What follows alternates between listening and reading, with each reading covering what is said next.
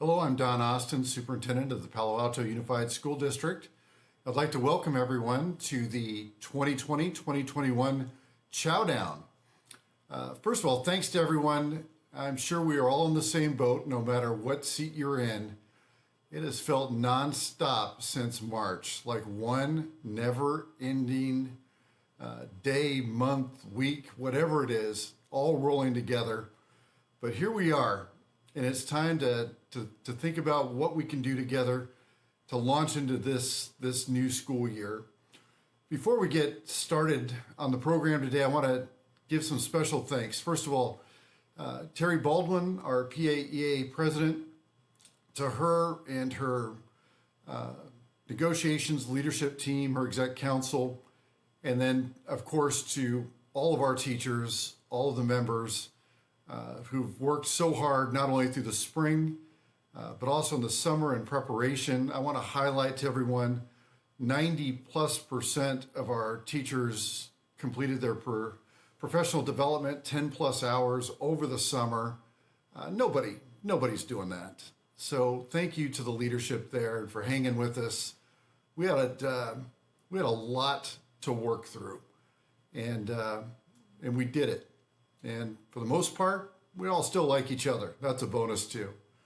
To Meb Steiner, also leading with our CSEA, employees that almost had no closure. I mean, many of our CSEA employees have been here since March, since April, back in their jobs, working hard, preparing, getting us ready.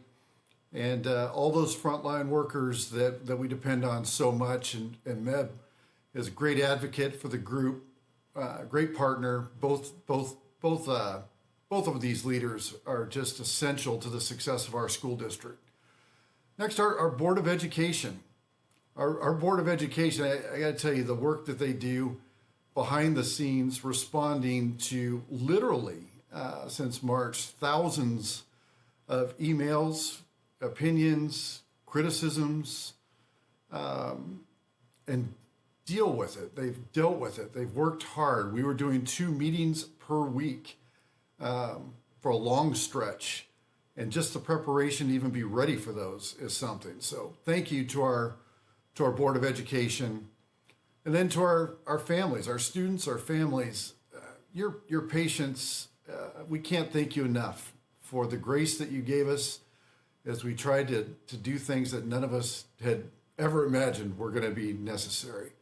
So thank you for being with us every step of the way and for being with us today with our opening. Chow Down. Why is it called Chow Down? Well, as the tradition goes, it's a giant kickoff breakfast. But since we can't do anything together right now, I guess today it's breakfast on your own. So hopefully you have something with you. But the real spirit of Chow Down isn't about the breakfast. It's about coming together. And we're doing that today, even if it's virtual. And, I'm sure some people are expecting this, this is uncharted territory here. So they're expecting me to walk through a beautiful PowerPoint about our reopening plan with explicit detail and assurances about rigor, accountability, college preparation, ethics, instructional technology, tools, community learning pods, and recently reached contractual agreements. You'll all be disappointed because I'm not going to do any of that. There's no PowerPoint. We aren't going to cover any of those topics. Chow Down is a launch day. And we're more worried about how people are feeling heading into the year. Can we replicate the spirit that goes into a normal opening? Can we even talk about exceeding that enthusiasm? Yeah, I don't know. I'm optimistic, but this is going to be a different year, and we want to acknowledge that right away. Also, something that's different. Usually, Chow Down, that's PAUSD only, but this year, it just felt right to invite the whole darn town in. So for everyone here in Palo Alto, glad you joined us today. We are in this together more so than any time in the history of the school district. Look, we've been without meaningful contact for the better part of 6 months. That matters more than anything right now. Today is going to be about optimism and our role in spreading hope to each other and to others. This is the most important year of our entire careers. Trust me on that one. People, and I don't necessarily mean just people here, but people across the country are doubting the entire education system. Got to tell you, that's sad. I get it though. TV bombards us with anger. People inundated with feuding and finger pointing. Confusion abounds. Schools are things people feel like they understand, and they have personal meaning and memories. And they're looking at this saying, well, okay, the good parts are being stripped away, the parts we remember, the reason we go back for our reunions, those memories. It's not the same. It's true. And leaders at every level of government have struggled and in some case just simply failed us. All of that is true and also out of our control. But we do control a lot. It starts with the mirror and our own attitudes. Coach once told me to do 3 things. And by the way, I do know about the bingo games you guys play during board meetings. And I know that sports analogies are on there. So there you go. Somebody just got a bingo. But the coach told me, trust your skills, play hard, and have fun. We have the skills and we're working crazy hard. So let's see if we can have some fun. The spring was not fun, but maybe we can revisit, we can find joy and inspire others. Let's be great in a time when greatness isn't even being discussed in most places. Look, I'm telling you, I'm fired up for this year because it's going to be the hardest thing we could possibly do together. That's when teams come together. Not when it's easy, when it's hard. And it's going to be awesome. So, like any person in power who wishes to have a great start, I'm turning my time over to someone else to present our keynote for the day. Jeff Eben is a longtime friend of mine. He didn't blink when I asked him to join us today, and I trust that the 30 minutes that you're going to invest with him is worth the time. He'll ease into his story for 5 or 6 minutes, much like you do in any first conversation. My advice and hope is that you clear your head, lean in, and let Jeff take you on a little journey. So to all of Palo Alto, I give you my friend, Jeff Eben. Hey, how you doing, Palo Alto Unified School District? First of all, welcome back, man. What a wild ride it has been, but welcome back to school year 2021. I don't even know what to say about what's happened. So all I can tell you is that I'm glad you're back. The kids at Palo Alto are glad you're back on whatever platform or whatever we're going to do. One thing's for sure, man, we need you, and we're happy to see you. And so I want to say, first, I also want to say to your superintendent, Dr. Austin, and your school board and all the folks that made it possible for me to speak to you today. Thank you so much. It's great to be here. You know what? I got to tell you, I feel like I know you, man. I feel like we're friends. I feel like Palo Alto Unified and I have a history, even though I've probably never met you. And there's a couple of reasons for that. Number one, first of all, there's this. You sit at the edge of my 2 favorite things, the San Francisco Giants and the San Francisco 49ers. So I know, plus since we're doing this on a video, on a Zoom, I can't see you to disagree with me. So I know you're all Giants and 49ers fans. So we have that in common. So it's awesome to talk to people of like mind. Second, just a quick little education story. I grew up and taught both as a student and as a teacher and as a principal in Clovis, California. And we have a really successful school district there. And we used to research and we used to do a lot of stuff. And always the bar and the model for us was Palo Alto Unified. So I've been watching you, man. And so I'm a fan. And then you guys have been at the top of the performance chart for a really long time. And I know that doesn't happen by itself. So that takes good people doing the right thing, man. So that's you. So anyway, congratulations for that. The other thing, man, is we have something really in common. Both of us are kind of in the shadows of one of the most prestigious educational institutions in our country, if not in the world. In fact, I always call it, the Harvard of the West Coast. And so we're like-minded people, and you know I'm talking about, and I salute Fresno State University. Go Bulldogs, right? So yeah, the Harvard of the West, man. So anyway, I bet you didn't see that one coming, right? Anyway, so it's awesome to get a chance to talk. And so I am truly a fan of Palo Alto Unified, your superintendent, and I'm really honored to be here. But there's somebody else I want to talk to you about that's a Palo Alto Unified person. This is sort of what I want to talk to you about today. I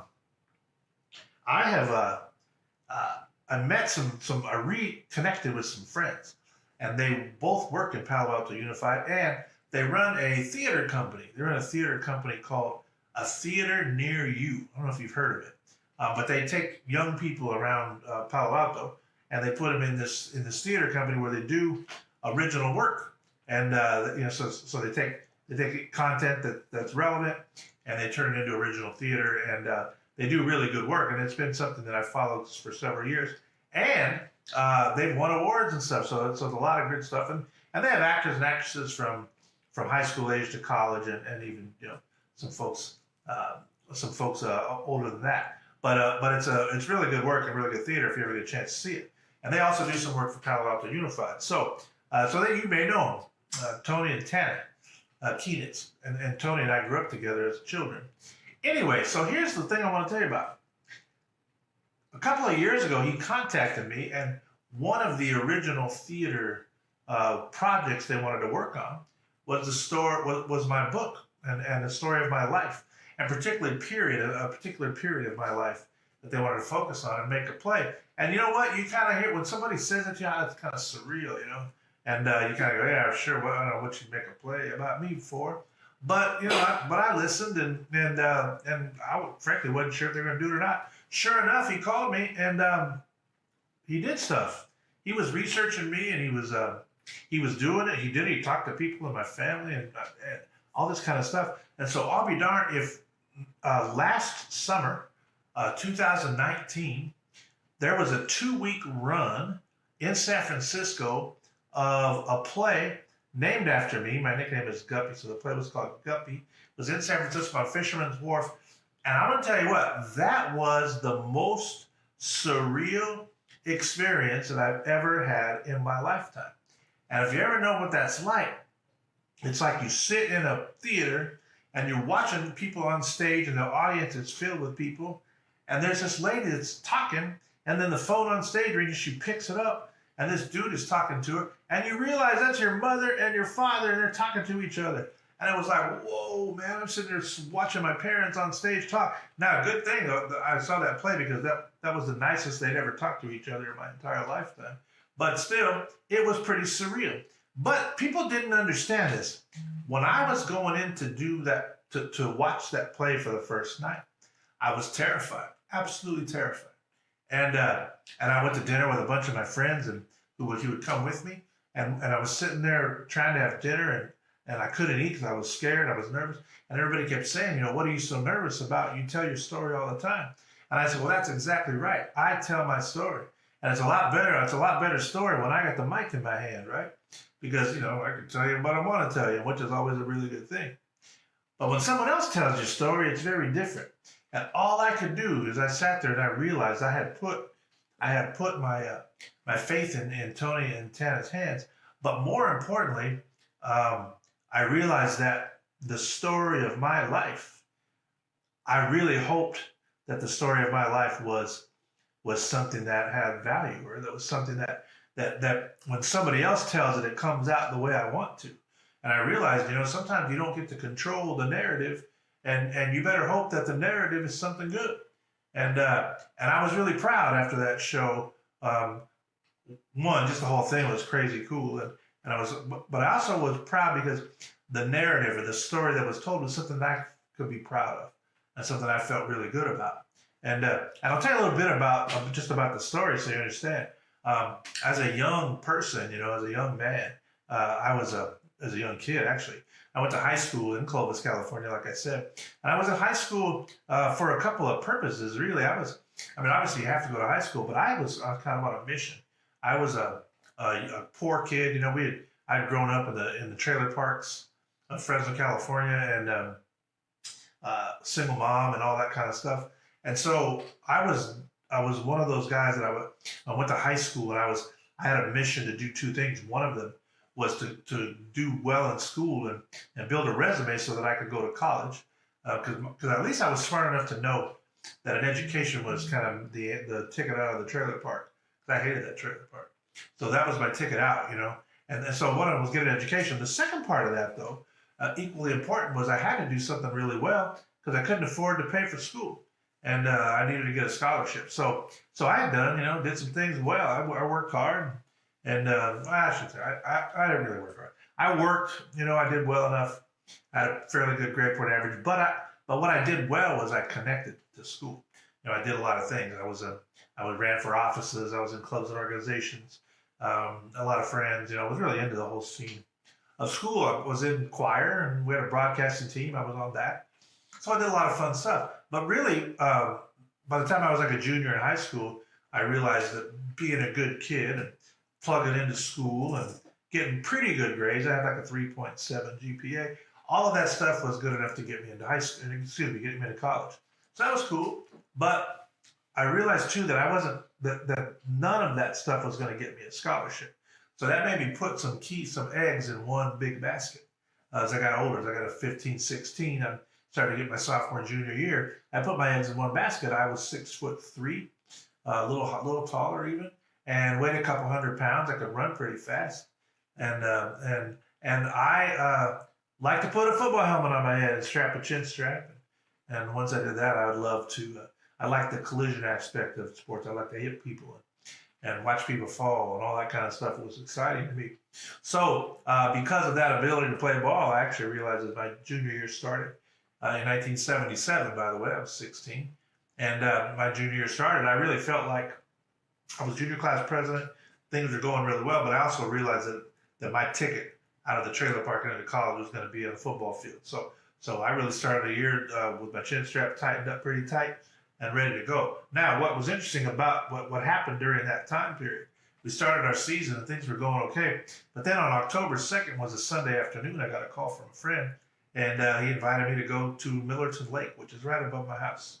And so we drove up to Millerton Lake, about 5 of us, and we water skied all day long. Now, the interesting part about water skiing was I'd never been before, and my friends were all really good. So I watched them ski, and I figured this can't be too difficult. But I also, I had seen water skiing on TV, so I knew that there was 2 skis and a boat, stuff like that. But when I got up there, that wasn't necessarily the case. I saw those guys all take off, and what they did was they had the boat and everything, but they only used 1 ski. So I was confused. So it was my turn to go. I put on 1 ski, and I didn't know what I was doing. So I just grabbed the rope, told the guy to go. The boat took off, and I, just like my friends, I was great. I did all the little tricks and moved in and out of the water and flexed my muscles, and was really cool. The only problem with what I was doing, everything that took place was underneath the surface. There's this little trick in water skiing. I don't know if you notice. You're supposed to pop up, and you're supposed to stand up on the water, and the boat pulls you around. Well, I never got that. Never figured that part out the whole day. So all day long, I spent under the surface, man, drowning, talking to the fish, being frustrated, and finally it got very late in the day, and we were trying to go home. But I hadn't skied one time, so I told my friends, I feel like I shouldn't leave unless I get up one time. And so they said, okay, but you got to take the second ski. So they put the second ski back out. I put it on my foot, and I was now a 2 skier. And you know what happened, man? The boat took off. It was perfect. just like I was supposed to, and skied around the lake, and actually was pretty comfortable and pretty well balanced. I was a pretty good athlete, so it wasn't very difficult. But as I was riding around in a big circle, I kept thinking, I want to ski on one, I want to ski on one. So when I came around back to where we'd started, I kind of given them a signal that I was going to go some more. But I took my foot and I picked it up and I kicked one of my skis off. So I was now up on one ski. And the boat kept going and it was picking up speed. And I was holding onto the rope and I was holding onto the rope and the boat's going faster and faster. I'm still holding onto the rope. And all of a sudden, man, the boat started to kind of turn. And as the boat turned, it was really weird because I didn't know what to do. So I just held on and the boat kind of went another direction. And sure enough, man, the rope got really tight and it whipped me. And it whipped me really fast along the side. And I started to go like faster than I could imagine. And I was just holding on. I didn't know what was going on. And I didn't think it was right. And then because I started to pass the boat, once I started to pass the boat, I was thinking, okay, this is a bad idea. And my friends all had that look on their face like, they had the, oh God. So I knew, I was kind of in trouble. But I looked up from where I was and I could see the rocks and the cliffs and stuff. They were getting closer and closer. And I realized, I'm going to, if I don't get out of this, man, I'm going to ride right into the cliff. So I threw the rope and I fell head first. And it was really interesting because I'd fallen all day long, so it wasn't a big deal. But this time I fell forward, and I dove. It was like a dive, So I landed head first in the water. And the boat was going about 45 miles an hour, which I think had been going like we're all day. And so it seemed like a pretty normal thing. But when my head hit the water, something really strange happened. And I can explain it better by saying I heard it before I felt it. And what I heard was this sound. And the sound was if I had put a potato chip at your feet and you took that and you stepped on that potato chip, you hear that sound, crunch. And I heard that crunch right away. And then the next thing I felt within a split second was my head just exploded. And I realized what had happened was I had gone head first at 45 miles an hour into a boulder. It was right under the surface and you couldn't see it, and I cracked that thing. And as I hit that boulder, man, it crunched my neck. And then I popped up in the air and I came down again and I hit like a tree stump in the side of the head. And I started to roll across the water. I rolled across and I rolled across and I rolled across. I ended up face down in a couple of feet of water, and I was I could feel like I was conscious, but I could feel like the plants in my head. I didn't feel anything else, but it was this surreal feeling. But I was drowning because I couldn't move, and the boat was turning around to come back, so they weren't going to make it back in time. So I knew it was my time, I knew it was my time to die. So I laid there, waited for the lights to go out, and the lights never went out. All of a sudden, man, I flipped over on my back, and I could see the sky, and I could see the clouds, and I was coughing up water. And I heard my friends come back, and I started to yell, I think I'm paralyzed, I think I'm paralyzed. But they saw something different. They came up on the scene, and they looked, and they had seen that when I hit that boulder, my skull had split open, and blood was rushing all out really hard. And I had taken a lot of beatings, and my body was really bloodied up. And but they were worried. As I was yelling, they're paralyzed. They were like, you're going to bleed to death. So they were, there wasn't a rocket scientist among us. And so we didn't know what to do. So they wrapped my head in towels, picked me up, and put me in the boat. And we took off looking for help. And then we started driving on the lake trying to find help. So we reached for our cell phones and realized at that point that cell phones were busy being uninvented at the time. So we kept driving.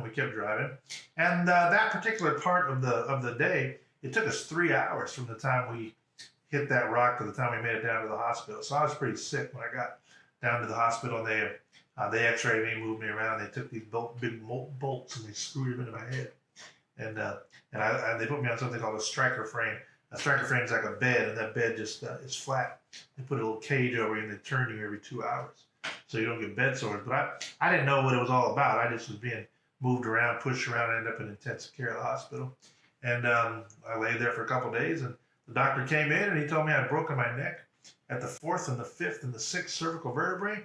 So I crushed my spinal cord, and he told me that I'd be paralyzed from the neck down for the rest of my life. So that's the beginning of the story. And I was, I call it sudden change. Sudden change. You're in this path and you're doing all this stuff, and then boom, sudden change hits. and this one though was bigger than me. It was bigger than I could handle. And I laid in that hospital room, and I really didn't know what to do. And I certainly didn't have the skills to deal with something like that. So I laid there, man, and I laid there for a couple of weeks. I didn't know really what was going on, and none of that whole idea about being paralyzed with that didn't even register. I didn't even know what that meant.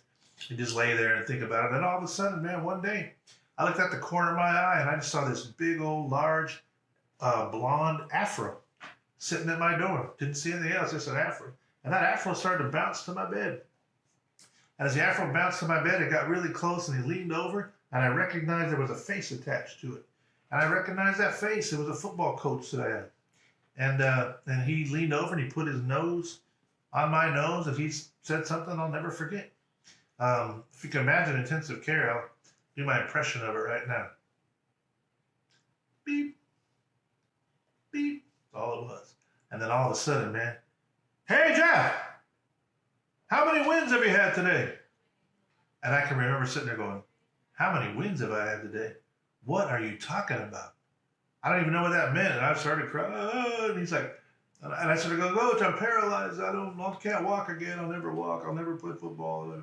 And he goes, "Yeah, but how many wins have you had today?" And I'm like, "I said, I'll never walk. I'm paralyzed." Blah, blah, blah. And he goes like this. "Oh, man, don't worry. Nobody in this hospital knows you. I know you. You're not going to let the no hopes win." And he left.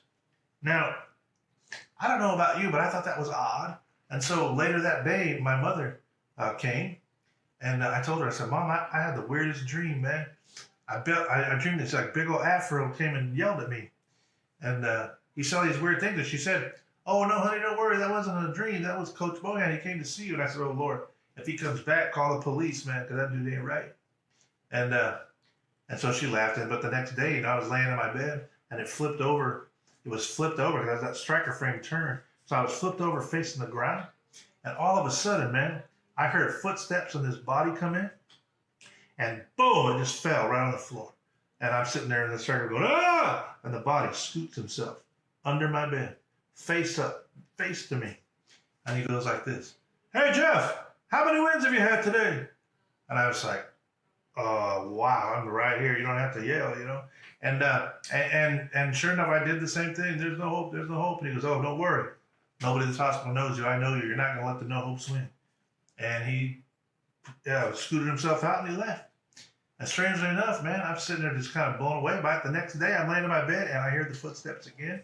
And now I'm sensing a very, very ugly pattern developing here. And just to be clear, I was in the hospital for 6 months, a month in intensive care, 5 months in rehab. That man never missed one day. He showed up in my hospital every single day for 6 months, and he never said hello. He never said, "How you doing?" He never said one time, "I feel bad. I feel sorry for you." Every single day was a simple word. "How many wins have you had today?" And I didn't get it. And I didn't get it. And I didn't get it. But at some point in time, a couple of months in, he kept saying, "How many wins have you had?" And I finally just said, "Okay, 1, stop." I was like, if I said 1, will you stop? And he goes, "Yeah, what?" I said, "I didn't crap in my pants." And he's like, "Whoa, that's a great win, you know." And I was like, "Okay." But he didn't leave. He walked out of my room and walked across the hallway. And he went into the lobby where families were gathered. He goes, "Hey, everybody, the guy across the hall didn't crap in his pants today." I was humiliated. He walked back in. I said, "What are you doing?" He's like, "I'm celebrating your win." So I was like, "Dude, you need to celebrate it quieter next time, because that was really, really awkward." So you know what? It was strange, though, because it started me on something. For some reason, that triggered me. And every morning I started to wake up. And I told him, too, if I find a win every day, you come, I'll share it with you, and you leave. He said, "That's fair." So I woke up every morning. I got to find a win. I got to find a win. I got to find a win. And I would find a win, and he'd come at night. I'd share it with him, and he left. Strange thing happened over the course of time. That became a habit. I developed a habit of waking up and going, win, win, win, win. And all of a sudden, winning became a habit. And for me, winning was really simple. It was identified as doing one thing better than I had done the day before. Now, at that moment in particular, I could barely move my shoulders. So one day I'd be move a shoulder. One day I'd be lift my hand. I was trying to learn to feed myself, put food on, mostly, or bend my wrist a little. It was little, tiny little things that you don't even notice, but it was my life. And all of a sudden, every little thing, every little movement, every inch of my body, was undergoing a transformation, and everything had to. So I tried to do something better, one thing better every day, and that was my win. And we would celebrate it like it was a Super Bowl. And all of a sudden, what happened was success brought more success. The more I started to talk about winning, the more I started winning, and the success got bigger and bigger. And at some point in time, I decided to my doctor, I told my doctor, I think I can beat disability. I want to go home, and he let me out. And my mother, who had to move out of the trailer park because it wouldn't take a wheelchair, she had bought a little home, and we moved into this little home, and it was still under construction, but we got there, and I started a new life. And the first thing I did was I wanted to go back to school. So I went back to school in a matter of a couple of days. I'm 6'3", 105 pounds. And I was literally like this and strapped into my chair. And I went to my counselor and I said, I said, hey, I want my schedule back. And he gave me my schedule back, and he had one change for me. He had taken me out of biology and he gave me academic assistant, for which I said, that's ridiculous. I'm not going to be academic assistant. He said, yeah, you're academic assistant. And I said, for who? My coach. And I just said, oh, hell no. And sure enough, though, there it was. I was my academic assistant for my coach. And I had to go find him in his class. And I found him. He was in the weight room. And I rolled into the weight room from the first meeting day. And I noticed I was the only one around, first of all. And I said to him, where's everybody else? He goes, oh, let me take roll. Jeff. And I said, here. He goes, okay, we're done. And he had these straps, and he's hitting the ground with them. And I said, are you going to hit me with those? I said, go ahead, man. I said, I can't feel it anyway. And he goes, no, man, I'm not going to hit you with them. I'm going to tie you up with them. And I was like, I don't know if that was better or not, but I said, all right. So he put one around each wrist, a leather strap around this wrist, leather strap around this wrist, took my hand, put it up here, the other hand up here, and I was on the handlebar of the weight machine, tied. And I stayed tied to that weight machine every day, 6th period, my junior year, summer school, and my senior year. And I just sat there, and he sat next to me, and he just sat there and yelled at me every single day. And he yelled at me about how many wins I was going to have and where I was going to go to college and who I was going to marry and how many kids I wanted and all these types of things. And I sat there and just tuned him out. Nobody came to see me. Nobody came to visit me. They'd walk by, hey, Jeff, and I'd like, help me. I'm hostage. Nobody came. It was just me and him, man, for 8. It turned out the whole thing was 18 months. And 18 months of just relentless, I call it brainwashing. He called it coaching. And what happened was, I didn't notice. I kept saying, why do you have to tie me up? And he's like, I'm not tying you up. I want to be here the day you move that bar. And sure enough, he did. He sat there. And I think, it's like, you're crazy. I'm paralyzed, man. And all of a sudden, man, in March, my senior year, I'm sitting there one day. And I remember his eyes got big, and I took that bar and pulled it down. And I raised it again, and I pulled it down. And that was the day. That was the day for the first time I looked at him and said, okay, you're smarter than you look. And I realized that he had done something that was pretty incredible for a teacher. He had come to me at my darkest and scariest times. And instead of this narrative of death and failure and sadness, he gave me a narrative of winning. He gave me a narrative of success. And the most important thing, I had lost on the bottom of that lake, I had lost my ability to see into the future because I was certain my life was over. And you know what he did? He let me look and go, there's a future out there, there's a world out there, and I can be a part of it. And you know what that's called? That's called hope. And all of a sudden, that 18-month period was not a story of despair. It was a story of hope. And when I left high school, I was convinced that my story and my life was going to be okay because I had given this gift.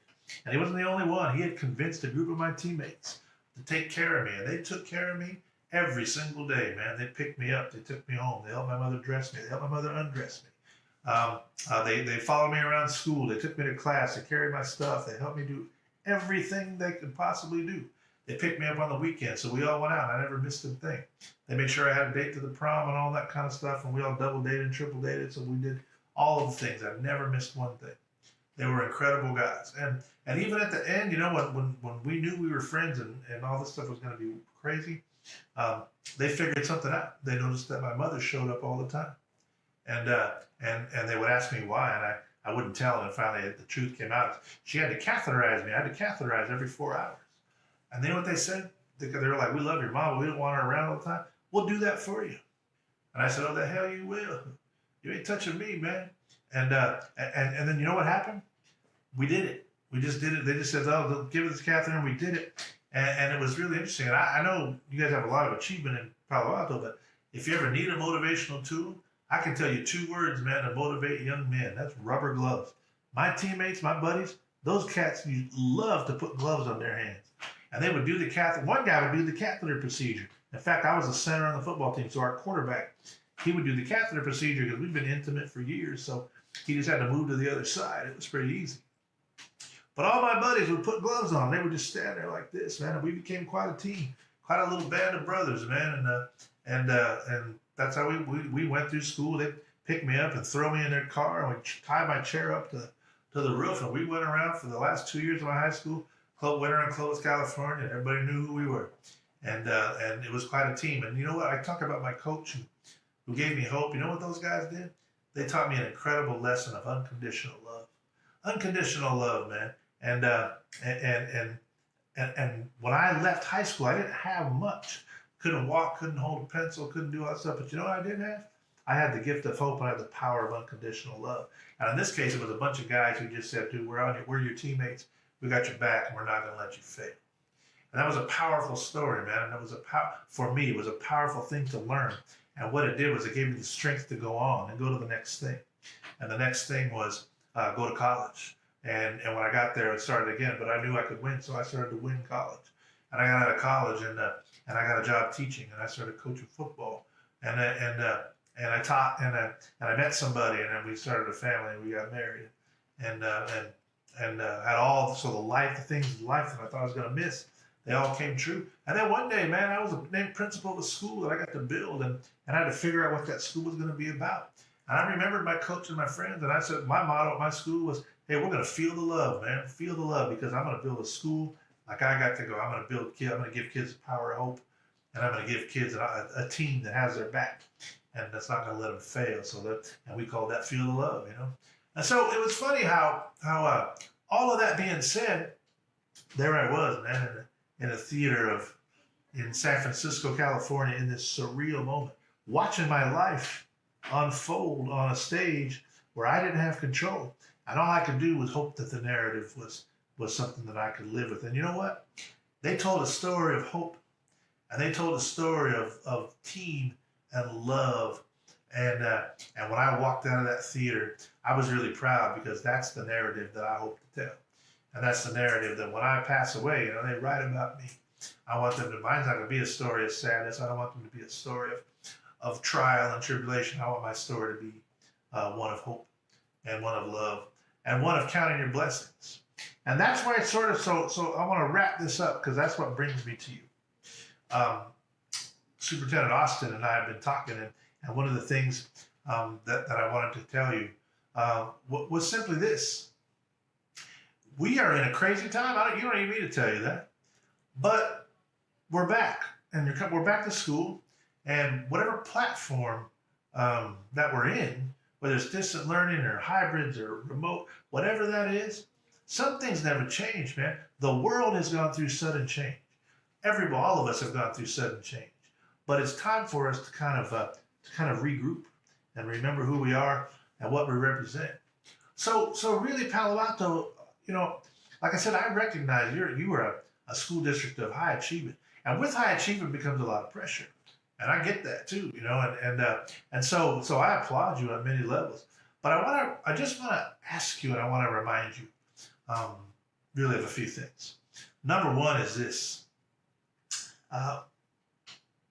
you obviously don't control your narrative either. I hope you know that, because we have young people that come to us every day, and then they leave and they go out into the world.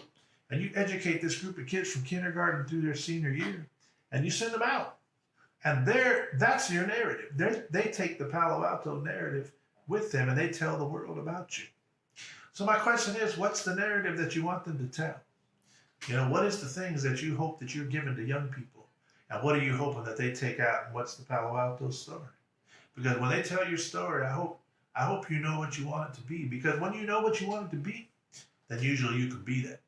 And so I hope the Palo Alto story is what you want. I hope the narrative is what you work hard for.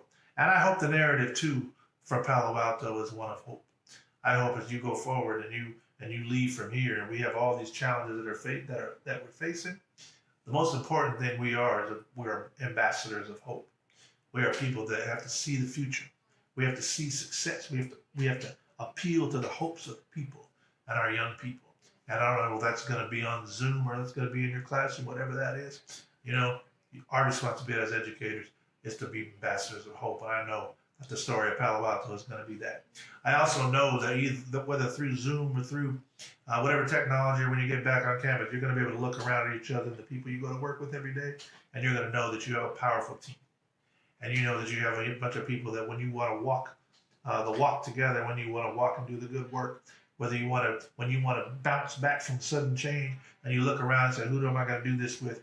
You have them right there. You've got a team of people that have each other's backs, and you're not going to let each other fail. And that's what team is about. And so that, my friends, is that little unconditional love that you have in Palo Alto. And I'm hoping that you embrace that, and that becomes part of the Palo Alto story. Number 3 is I hope that you do this. I hope that through the challenges of every day, and through the challenges we're facing, not even in our families, but certainly in our work, I want to make sure that you remember one very simple thing. You have a choice. You have a choice to wallow in despair, or you have a choice to celebrate the good things. And I think the most important thing we do is count the little victories every day. So during these challenging times, when you go home at night, look yourself in the mirror and ask yourself a very simple question. How many wins have you had today? And if you do those 3 things, I'm pretty convinced, Palo Alto, that you're going to be able to do one last very simple thing. You're going to make sure that those kids go out and they tell a story of Palo Alto Unified, and it's going to be a story based on love. And my challenge to you, my friends, as you go forward from here, whatever you do, feel the love, spread the love. I'm so proud to be able to talk to you. I wish you so many good things. And I look forward to 2021 being a wild time, but also a time of great reward. Thanks for having me. Bless you. Well, there you have it. That's my friend Jeff. And I hope that you were able to really have a distraction-free opportunity to just really lean in and, think about what his words might mean to our work. When I was in my master's program, it ended with with an assignment, and you got to do it with a buddy. So I chose my friend, and it's a culminating event activity. And you had to go and talk about leadership and what leadership meant to you and how you would work with people. And people came back with these great assignments, right? I mean, people came back with, clinical observations and, goal setting meetings and metrics on the back end, all of which are important. And I'm not trying to trivialize our profession. I treat this profession as seriously as you possibly can. But I will tell you what our final project was, because I still remember the name of it. It was called the Big Sandwich and T-Shirts. And because if you're building a team, you feed them. And today with the Chow Down, we didn't get that opportunity. But maybe we're going to feed you differently this year. Maybe it's going to be spoonfuls of inspiration, virtual arms around you. Maybe that's how we're going to feed you this year. And number 2, the T-shirts. Boy, if you don't have a mission that's so tight, so strong, a slogan that just sticks, that's appropriate for the moment, then you don't have a team. So when I look back over the years of different teams I've been on, I always have a T-shirt. And this year, you all have one too. So for our PAUSD employees, you're going to get a T-shirt. And more importantly than the T-shirt are the words on the back. The words on the back, ambassadors of hope, from our friend Jeff. When people ask me, well, what's your plan? What are your expectations? How are you going to get through this year? How's it going to be different? All those things everybody's being asked across the entire country. I've got an answer now. We have a team, and my hope, an entire city, the cities of Palo Alto and East Palo Alto together, being ambassadors of hope. And that is more powerful than a PowerPoint or a bound document or something that sits on a website. That's necessary, but that's not what's going to win the day.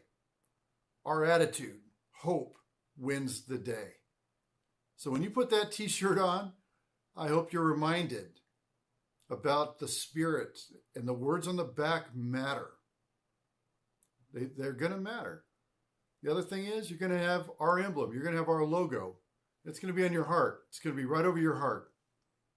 Words on the back, logo on your heart.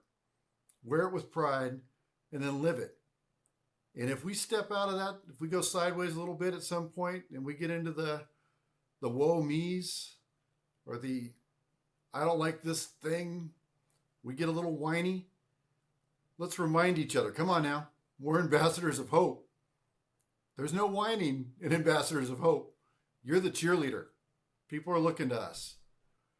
So before I turn this over to our HR folks to recognize service of our employees on behalf of everyone, and today it's just not practical to get a lot of people on screen, let's be our best. Let's be our best us. Be your best you. I'm going to be my best me. And let's put together more good days than bad for our students. Keep our heads up. And let's do something special. Thank you. Appreciate you. Appreciate you all. All right. Thanks. All right. Thank you, Superintendent Austin. I'm Karen Hendricks. I'm your Deputy Superintendent. And as Dr. Austin just said, we are here to appreciate you this morning. And on behalf of your Human Resources Office, we are going to extend some special appreciation to some of your colleagues for their years of service, from 10 years all the way up to 50 years. It's 50 years of service to Palo Alto Unified School District. So we are here to recognize these colleagues for the impact that they have had on students, colleagues, staff, and the community for years. We're grateful for them, and we're going to go ahead and let you know who they are. Thank you so much.